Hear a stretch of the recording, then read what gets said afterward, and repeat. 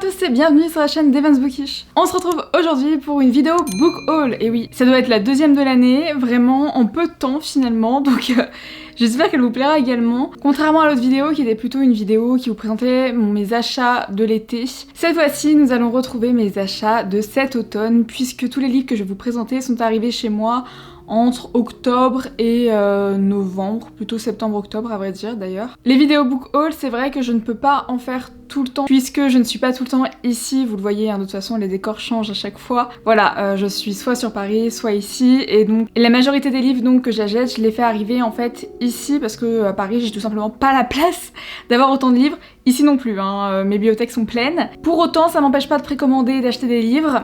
Voilà, donc j'ai l'achat compulsif, on va dire. Donc j'ai encore beaucoup de livres à vous présenter dans cette vidéo et j'espère qu'elle vous plaira. Commençons tout de suite par le tome 1 d'un pacte avec le roi elfe d'Elise Kova, édité aux éditions Big Bang, que j'ai dû recevoir, je pense, courant octobre. J'ai également précommandé le tome 2, qui doit sortir en novembre, mais bon, bien évidemment, je l'ai pas encore reçu. Je viens tout juste de commencer ce livre, donc j'ai aucun avis particulier à vous partager, mais je peux déjà vous parler du roman, du résumé et surtout de vous montrer la beauté du livre, puisqu'encore une fois vous me connaissez, j'ai tendance à craquer pour tout ce qui est édition reliée et particulièrement celle-ci était vraiment magnifique. Et en plus de ça, on a deux overlays, donc on a celle-ci, vous voyez, donc ce sont des illustrations qui se glissent dans les pages et celle-ci que j'utilise comme marque-page actuellement, voilà. Ouh, donc vous le voyez, c'est vraiment une très belle édition que j'aime énormément. Dans cette histoire, nous suivons Luella qui est une herboriste, une sorte de guérisseuse pour tout son village.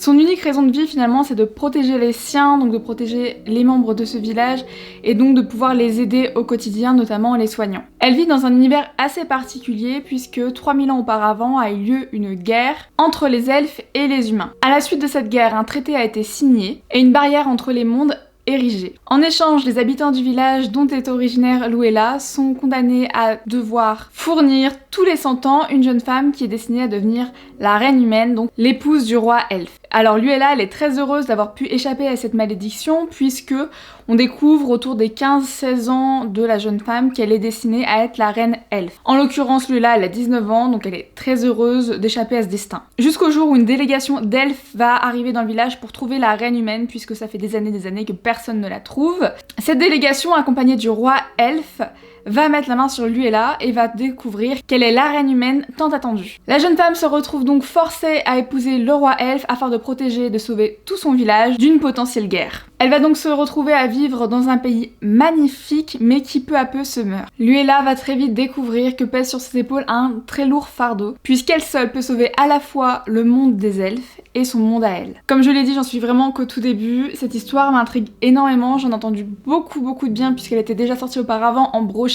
Alors les avis sont un peu mitigés, donc bon, je sais pas trop à quoi vraiment m'attendre. Pour l'instant, je peux vous donner mon avis à chaud puisque j'en suis vraiment qu'au tout début. Je trouve que l'écriture est très légère mais un peu enfantine. Pour autant, j'aime bien l'histoire, mais j'en suis vraiment au début. Hein. Elle vient de l'épouser, elle n'est pas encore partie dans le monde des elfes, donc vraiment j'en suis au tout début. La deuxième réception, c'est The Five Quotes de A.K. Mulford, édité aux éditions Slalom. Alors ça, c'est un roman que j'ai énormément vu passer sur les réseaux sociaux, notamment à sa sortie. Tout le monde essayait de le procurer, personne ne le trouvait. Et j'avoue que j'ai craqué parce que je me suis dit, mais il doit y avoir quelque chose. Genre, tout le monde achète ce livre, tout le monde le veut absolument, personne ne le trouve. Enfin, il doit y avoir quelque chose qui justifie en tout cas la hype qu'il y avait autour de cette sortie. Le résumé m'attirait sans plus, je le trouvais sympathique mais sans plus, alors vraiment, j'ai vraiment craqué, là je me suis fait totalement influencer par les autres et par la hype qu'il y a eu et la vague d'achats compulsifs qu'il y a eu autour de ce livre. Je sais pas du tout si je vais aimer, je sais pas du tout si l'écriture va me plaire ou quoi que ce soit, j'ai vraiment craqué pour la beauté du livre et parce que tout le monde l'achetait. C'est affligeant de dire ça mais c'est totalement vrai. Donc voilà, j'ai réussi à me le procurer. C'est vrai que c'est aussi une très belle édition, hein, soyons honnêtes. C'est un très beau livre, vous voyez la jaquette. Je pense qu'à force, vous connaissez mon amour pour les éditions reliées, donc voilà, une édition reliée, très belle. Et voilà, j'ai craqué. Il n'y avait pas d'autre solution, j'étais obligée de craquer. Mais vraiment, je me suis totalement fait influencer. Depuis le massacre de sa famille et de son peuple, Rémi a dû vivre sa vie cachée. Elle a ainsi accepté de dissimuler ses pouvoirs et de vivre une vie de fugitive chaotique. Lorsqu'elle va être capturée pour ses dons de sorcière rouge par un prince faé, elle va se croire totalement perdue. Pour elle, tous ses efforts efforts ont été réduits à néant et là, elle est foutue. Elle ne tarde pourtant pas à découvrir que les intentions de ce prince sont plus complexes qu'elles n'y paraissent. Donc voilà, c'est un livre qui me... Honnêtement, le résumé a l'air vraiment bien, mais j'ai pas compris pourquoi il y avait une aussi grosse hype autour. Parce que des livres sur les faillis, il y en a eu beaucoup ces dernières années, notamment récemment, hein, je sais qu'il y a vraiment eu beaucoup de sorties autour de ça. Bref, je sais pas, mais en tout cas, j'ai craqué et l'édition est sublime. Donc voilà, je pense que vous aurez très vite mon retour en vidéo, parce que lui, je vais bientôt le sortir de ma pile à lire, c'est sûr. J'ai également reçu ma précommande de ce Royaume tissé de Tahereh Mafi. Tahereh Mafi qui est extrêmement connu pour ses romans, que j'aime énormément, voilà. Notamment pour sa série Insaisissable que j'ai vraiment adoré. Donc bon, en voyant que De Saxus allait sortir un livre d'elle, j'étais obligée de craquer. Comme vous le voyez, il est encore sous blister, ce qui vous prouve que je l'ai vraiment reçu, ou plutôt que je l'ai vraiment découvert il y a à peine quelques jours, quelques heures même, puisque j'ai pas encore eu le temps de l'ouvrir, mais ça ne saurait tarder, bien sûr, il va trouver une place quelque part, dans un trou, dans mes bibliothèques. Passons au résumé. Des empires qui s'affrontent, une romance interdite et une reine oubliée depuis longtemps, destinée à sauver son peuple. Aux yeux des habitants d'Ardunia, Aliza est une servante comme les autres, invisible, insignifiante. Nul ne se doute qu'elle est l'héritière d'un ancien royaume djinn, pièce maîtresse d'une prophétie prédisant la libération de son peuple. Traquée depuis toujours, elle a passé sa vie à se cacher pour survivre, jusqu'au jour où elle commet une erreur. Kamran, le prince héritier du trône d'Ardunia, a entendu la prophétie annonçant la mort prochaine de son grand-père. Ne voulant pas devenir roi, il se doit de trouver la menace et de l'éliminer. Ses soupçons se posent immédiatement sur une servante aux yeux étranges dont il a croisé la route un matin et qu'il a vu repousser un agresseur sans effort. Jamais il n'aurait pu imaginer que cette éblouissante jeune femme, qui ne peut chasser de son esprit, allait un jour bouleverser son royaume et le monde entier. J'avais pas lu le résumé depuis le jour où je l'avais précommandé, mais vraiment, pépite, j'ai hâte, j'ai vraiment hâte. Autre achat, donc, L'Engrange-Temps de Nathalie Pfeffer, édité aux éditions Hachette. Je pense que vous avez vu passer ce roman, je l'ai lu moi en lecture commune en septembre, donc je l'avais reçu quelques jours avant. Vous aurez mon retour de toute façon sur mon avis sur cette lecture dans une prochaine vidéo. En attendant, je vous présente juste le livre qui est juste déjà sublime. Voilà, l'objet livre est très beau. Encore une fois, c'est un relié, est-ce étonnant maintenant, vous me connaissez. Voilà, et donc l'objet est vraiment très très beau. Et j'avais participé à la campagne de précommande donc, de ce livre et j'ai reçu la montre L'Engrange-Temps. J'avoue que je l'ai pas prise avec moi, mais voilà.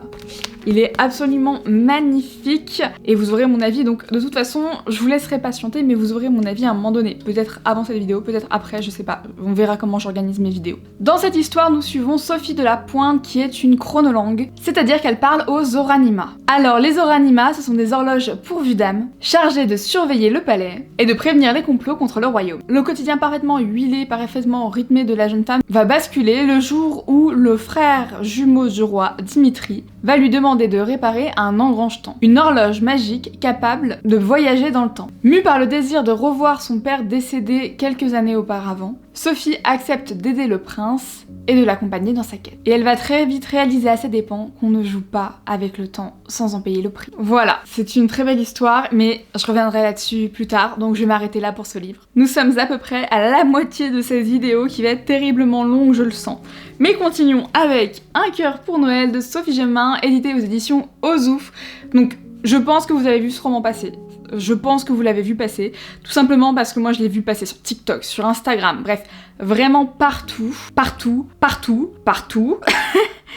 et que moi-même j'ai vraiment craqué, voilà. J'étais un peu obligée, j'avoue que le concept est génial, et que c'était impossible de ne pas se laisser tenter, enfin en tout cas pour moi. Juste pour vous expliquer avant de vous donner le résumé, donc ce roman c'est un calendrier de l'Avent littéraire, donc, puisqu'il est divisé en 24 chapitres qui sont tous fermés, vous allez le voir, hop, voyez, comme ceci.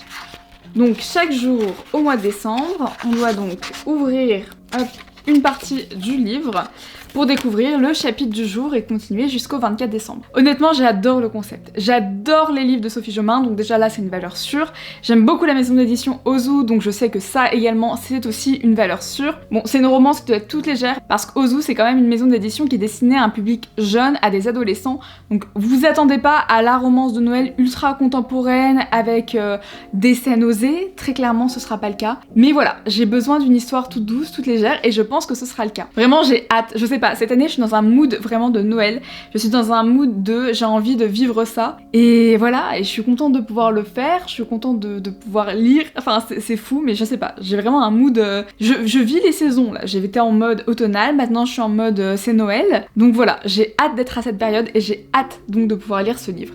Je vais peut-être passer au résumé parce que je vous en ai absolument pas parlé. Dans cette histoire, nous suivons Avril donc qui a 18 ans et qui est née avec un cœur défaillant. 2 ans auparavant, elle a été transplantée et depuis sa vie a complètement changé. Cette année, elle va retourner dans les Alpes avec son père pour fêter Noël, dans ce corps qu'elle a besoin de s'apprivoiser et qu'elle a peur d'abîmer. Elle est totalement morte de trouille à l'idée de ce qu'elle va vivre, à l'idée de s'apprivoiser ce corps, mais elle veut croire en la magie de Noël, elle veut croire au miracle, elle veut croire en l'espoir. Et très vite, en arrivant sur place, elle va retomber sur Augustin. Qui est Augustin? Sans doute un amour d'enfance, un ami d'enfance, je ne sais pas. Mais à partir de là, tout est chamboulé, elle est certaine que sa vie vient enfin de commencer. Et elle est certaine que sa vie ne fait que commencer. Donc vous l'avez compris, c'est vraiment une histoire un peu de renouveau, de comment dire, d'acceptation de soi, et aussi de construction de soi. C'est une jeune femme qui doit réapprendre à vivre avec son corps, à s'accepter telle qu'elle est, à s'accepter avec ses cicatrices. Et là, vraiment, avec ce résumé, j'ai l'impression que ce sera une renaissance pour elle et qu'elle va enfin apprendre entre guillemets à s'accepter et à s'aimer. Bref, j'ai hâte de lire ce livre, la couverture est très belle,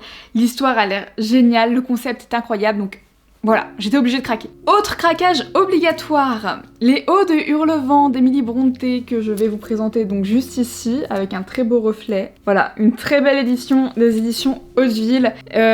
Comment vous dire que j'ai pas vraiment d'excuses. Voilà, j'ai ce livre, je l'ai en plusieurs éditions déjà, mais je fais un peu une collection des Hauts de Hurlevent, voilà, je sais pas si je l'avais déjà dit en vidéo, mais c'est vrai que j'aime tellement cette histoire, c'est vraiment une histoire qui m'a tellement bouleversée quand j'étais au collège et qui continue de me bouleverser à travers les âges, que j'ai commencé une petite collection des éditions des Hauts de Hurlevent. Je suis faible, d'accord, celle-là est très jolie, voilà, comme vous le voyez, elle est même sublime, j'étais obligée de craquer.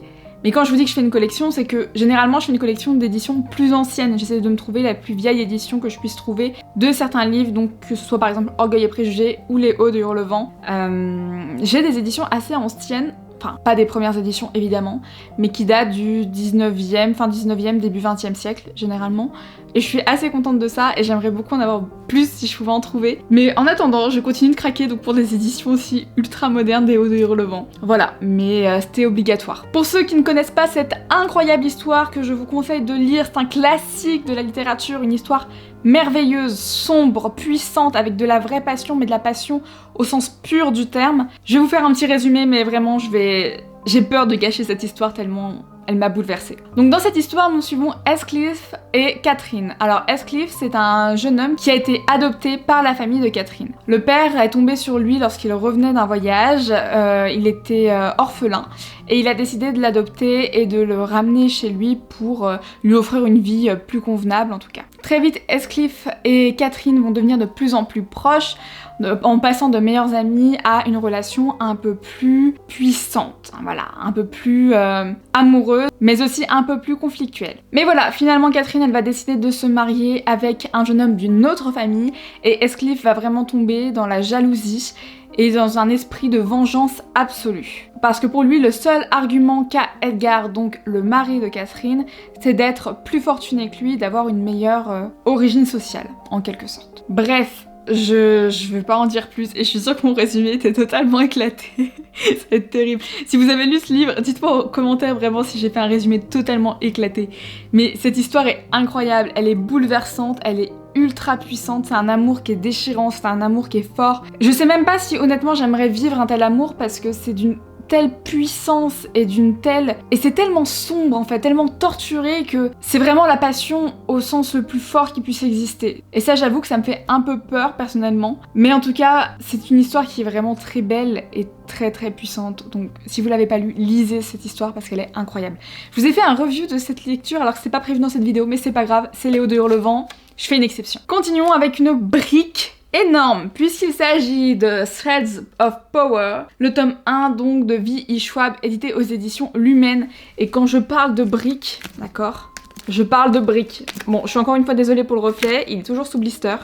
Mais ce livre est une brique, d'accord, c'est énorme, regardez ça, c'est une brique. D'un Londres à l'autre, la magie ne cesse de tisser sa toile. 7 ans se sont écoulés depuis que les portes entre les mondes ont été scellées. 7 ans déjà que Kel, Lila et Holland se sont opposés à Ozaron en un âpre combat. 7 ans que les pouvoirs de Kel ont été brisés, que Holland a perdu la vie. Et 7 ans que Lila et Kel, ensemble, ont pris la mer. Aujourd'hui, c'est Ri Maresh qui règne sur le Londres rouge. Mais un vent de rébellion souffle sur la capitale arnésienne, car la magie ne cesse d'aller en s'amenuisant. Or, la rumeur voudrait que le roi en soit la cause. Sur le trône de Londres blanc, c'est Korsika qui siège désormais. Prête à entraîner son peuple dans sa ferveur religieuse nourrie de sang, la nouvelle souveraine joue avec des forces qui pourraient vite la dépasser. Tandis que les deux monarques luttent pour conserver leur couronne et leur tête, l'heure de rentrer au pays semble, à leur grand regret, avoir sonné pour Lila et Kel. Au milieu de ce ballet d'anciens amis et de nouveaux ennemis, une jeune fille au don unique entre malgré elle dans la danse. Elle hérite presque par hasard d'un puissant artefact susceptible de changer à jamais le destin des mondes. Tess, c'est son nom, pourrait bien être la seule capable de rétablir l'équilibre des pouvoirs. Alors j'ai craqué pour ce livre, pas forcément à cause du résumé, même si en réalité il me fait très envie, mais surtout parce que c'est du V.E. Schwab et que j'ai adoré tous les livres de V.E. Schwab pour le moment. Donc voilà, j'ai craqué, je l'ai acheté, c'est une brique immense qui va me donner la flemme, je me connais. Donc à dans 3 ans pour la future review de ce livre. Dernier livre réceptionné, attention je dis bien réceptionné, ce qui signifie qu'il va y avoir d'autres livres que j'ai achetés, bien évidemment en plus de ces réceptions, puisque je suis une pigeonne, voilà. Donc j'ai acheté Le Royaume des Maudits de Kerry Maniscalco, édité aux éditions de Saxus. Alors pour le coup il s'agit d'un tome 2 du Royaume des Damnés que j'avais absolument adoré et dévoré en début d'année, je crois. Et donc j'étais obligée de me procurer la suite si je voulais pouvoir connaître bien évidemment la fin de cette histoire. Dans le tome 1, nous suivons Emilia qui va décider d'invoquer un démon à la mort de sa sœur afin de pouvoir la venger. Parce que oui, Emilia ce n'est pas n'importe qui, c'est une sorcière Treg qui vit donc secrètement parmi les humains. Dévastée à la mort de sa sœur, un soir, Emilia va découvrir le corps de sa sœur assassinée, profanée au-delà de toute croyance. Elle va donc décider de se venger et pour cela, elle ne va pas hésiter à utiliser une magie profane, terrifiante et interdite. Elle rencontre alors Colère, l'un des princes de l'enfer. Ce dernier prétend être aux côtés d'Emilia, chargé par son maître de résoudre la série de meurtres qui a lieu dans le village. Mais quand il s'agit des damnés, les apparences sont bien souvent trompeuses. Bref, nous avons la suite de cette histoire, j'ai hâte de le lire. J'avais tellement adoré le tome 1 que je sais que lui aussi, il va pas tarder de sortir de ma pile à lire parce que je vais vouloir savoir la fin. Peut-être que d'ici la fin de l'année, je saurai la fin de cette histoire. Continuons avec mes achats, donc mes achats compulsifs. Vous allez voir, pas vraiment. Donc nous avons Le Fleuve d'argent de Sa Chakraborty, donc aux éditions de Saxus également. Il s'agit du tome 3,5 de la saga La Cité de Laiton, voilà, que je n'ai pas lu, toujours pas. Un de ces jours, je la lirai, promis. Mais pour le coup, j'ai une excuse. J'ai acheté le 3,5 parce que j'avais une raison valable, à savoir que l'auteur venait en France et que j'allais la rencontrer et donc que je pouvais faire dédicacer des livres. Donc j'avais emporté avec moi le tome 1 et comme on avait le droit à 3 livres et que je n'avais pas ce livre, j'en ai profité donc pour me le procurer et afin de pouvoir le faire dédicacer, voilà.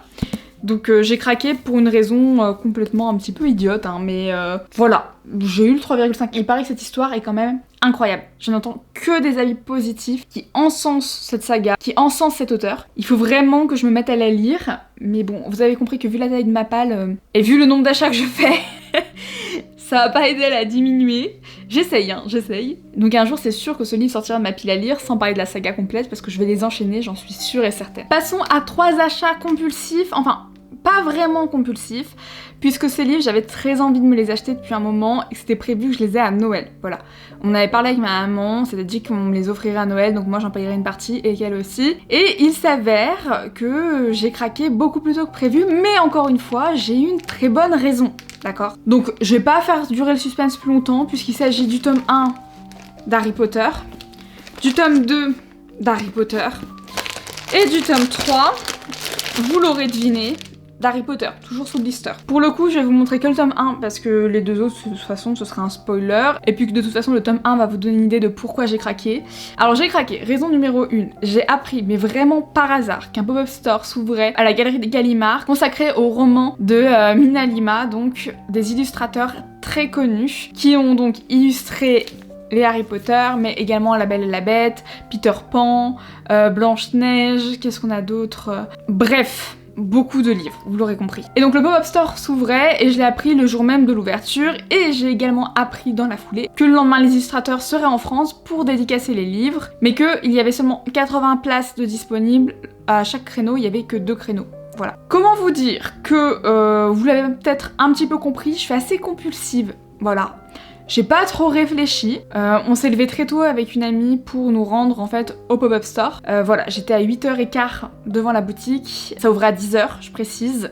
J'étais quand même 43e, donc il y avait quand même 42 personnes devant moi qui étaient là en train de faire la queue et il y en avait beaucoup derrière moi qui sont arrivés. Donc vraiment j'étais au bon moment. Je serais très heureuse d'avoir cette sublime édition d'Harry Potter, d'accord, que je vous montre, qui est vraiment magnifique, ok.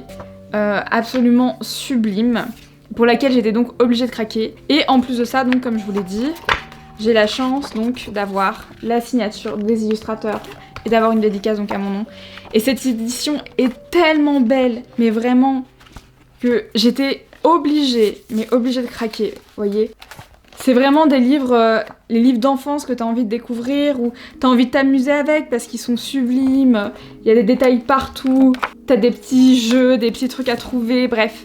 C'est une très belle édition, j'étais obligée de craquer, pas vraiment, mais j'en avais vraiment très envie et ça faisait un moment que j'en parlais de me procurer de ces livres, donc j'ai craqué, voilà, c'est comme ça. Pour l'anecdote, comme nous avions droit à 3 livres dédicacés, j'en ai vraiment acheté que 3. J'ai décidé de prendre les 3 premiers tomes d'Harry Potter parce que c'est vraiment la saga emblématique que j'aimerais avoir dans une aussi belle édition. Je craquerai pour les autres, c'est sûr, parce que vraiment les illustrateurs font un travail incroyable et qui sont sublimes. Mais est-ce que ce ne serait pas le dernier livre de ce book haul interminable si il s'agit donc de La Malédiction des Os d'Argent d'Alexandra Bracken, édité aux éditions de Saxus, que je n'ai pas précommandé. Voilà.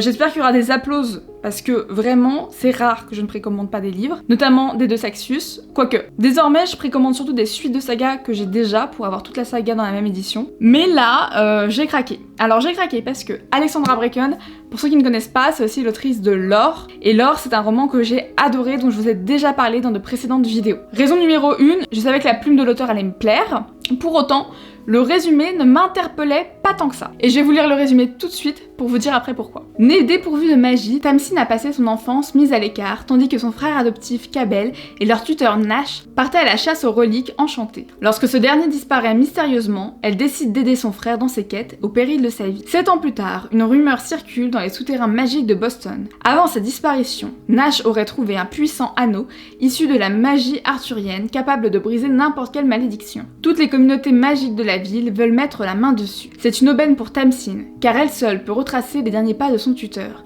et cet anneau permettrait de libérer Cabel d'une terrible malédiction dont il souffre depuis toujours. Mais sans magie, elle n'est pas de taille à affronter ses concurrents. Elle accepte alors l'aide d'un autre chasseur de reliques et d'une jeune sorcière. De Boston à Avalon, ils plongent ensemble dans un monde de magie noire et découvrent un secret qui pourrait bien réveiller les fantômes du passé. Et j'hésitais toujours à craquer. Voilà, j'hésitais toujours à craquer. Il faut savoir que le résumé donc ne m'attirait pas parce que moi et la légende arthurienne, ça fait pas particulièrement d'eux, c'est pas une légende qui me parle particulièrement, à laquelle je suis vraiment attachée. Donc voilà, je me disais oui, c'est en plus, j'ai pas craqué pour ce livre. Sauf que, comme vous voyez, j'ai craqué. Alors, raison numéro 1, l'auteur, encore une fois, venait en France, et donc j'ai pu la rencontrer et faire dédicacer ce livre, voilà. Et l'auteur était absolument adorable, donc je regrette pas de lui avoir donné mon argent, hein, vraiment pas du tout.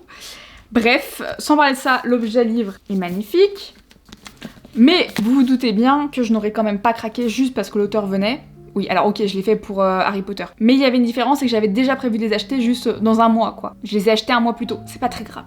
La différence, c'est que cette histoire... Alors, le résumé ne me faisait pas tant envie que ça, et même si l'auteur venait, j'avais pas l'intention de prime abord de craquer pour cette histoire. En attendant, durant la file d'attente, parce que ça a eu lieu... Pour vous donner une idée, chronologiquement, ça a eu lieu le même jour que Harry Potter. Donc le matin, j'étais au pop-up store donc de Gallimard, et on est arrivé vers midi à la librairie qui accueillait donc la dédicace d'Alexandra Bracken. C'était prévu qu'on y aille tôt, généralement on y va très tôt pour être dans les premiers, pour pouvoir passer rapidement, faire dédicacer, et au moins on attend longtemps avant, mais on n'attend pas longtemps pendant, et ça nous frustre. Bref, c'est complètement idiot, mais on fait ça.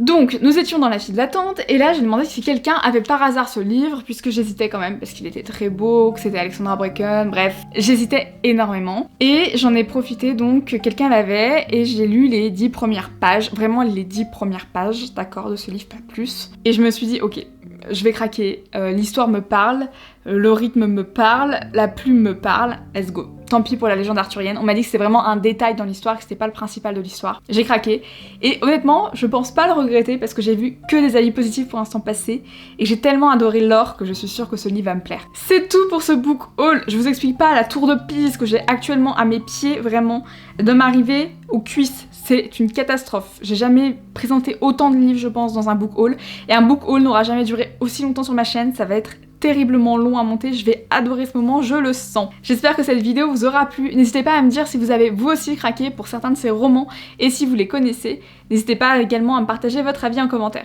On se retrouve très vite pour une nouvelle vidéo. À bientôt sur la chaîne.